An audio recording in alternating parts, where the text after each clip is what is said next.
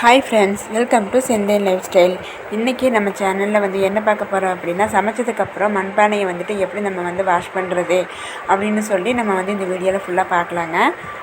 இதில் ஃபஸ்ட்டு நம்ம என்ன பண்ண போகிறோம் அப்படின்னா, அது லைட்டாக சூடு பொறுக்கிற அளவுக்கு சுடுதண்ணியை ஊற்றி நம்ம இதை அலசிக்கலாம். இது எதுக்காக அப்படின்னா, நம்ம எண்ணெய் ஊற்றி தானே சமைச்சிருப்போம். நம்ம என்ன தான் இருந்தாலும் சோப்பு போட்டு வாஷ் பண்ண போகிறதில்ல. அதனால் சுடுதண்ணியை வச்சு வாஷ் பண்ணி எடுத்துக்கலாம். நான் இதை அலசுறதுக்காக என்ன பொருள் எடுத்திருக்கேன்னா, 2 ஸ்பூன் கிட்ட கடலை மாவும் ஒரு சின்ன பீஸ் கிட்ட தேங்காய் நார் எடுத்திருக்கேன்.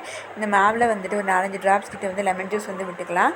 லெமன் ஜூஸ் எதுக்காக அப்படின்னா, மண்பானை எப்போவுமே பேட் ஸ்மெல் இல்லாமல் இருக்கும். அதனால் லெமன் ஜூஸ் சேர்த்து நல்லா மிக்ஸ் பண்ணி எடுத்துட்டு லைட்டாக நம்ம பாத்திரம் வாஷ் பண்ணுறதுக்காக எந்த தண்ணி யூஸ் பண்ணுறோமோ அதை லைட்டாக ஊற்றி மிக்ஸ் பண்ணிக்குவாங்க அந்த மாவை ஃபுல்லாக. இப்போ நம்ம மிக்ஸ் பண்ணி வச்ச மாவை நம்ம எடுத்துகிட்டு தேங்காய் நாரில் அதெல்லாம் எடுத்துகிட்டு மண்சட்டி ஃபுல்லாக நல்லா அப்ளை பண்ணிக்குவோம்.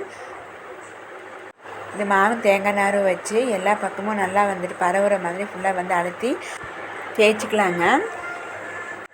இப்படி ஓரத்தில் எல்லாம் நல்லா ப்ரெஷ் பண்ணி தேய்ச்சிக்கோங்க. அப்படின்னா தான் அதில் இருக்கிற அழுக்கு எல்லாமே ஓடி வந்துடும். இப்போ இந்த ஓரம் ஃபுல்லாக நல்லா வாஷ் பண்ணி எடுத்துக்கணும்.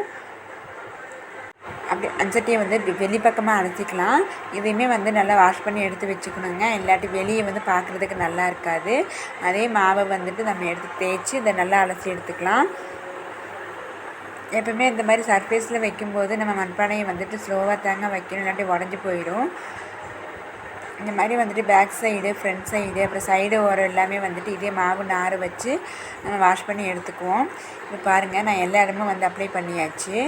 இதை நல்லா அலசிட்டு என்ன பண்ணணும் அப்படின்னா, வெயிலில் இது வெயிலில் ஒரு அரை மணி நேரம் வச்சாலே நல்லா இதில் உள்ள ஈரம்லாம் பற்றி போயிடுங்க.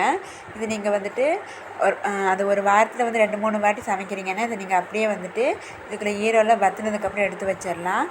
இல்லை எப்பயாச்சும் தான் நாங்கள் சமைப்போம் அப்படின்னா அதில் ஆயில் அப்ளை பண்ணிவிட்டு, அதாவது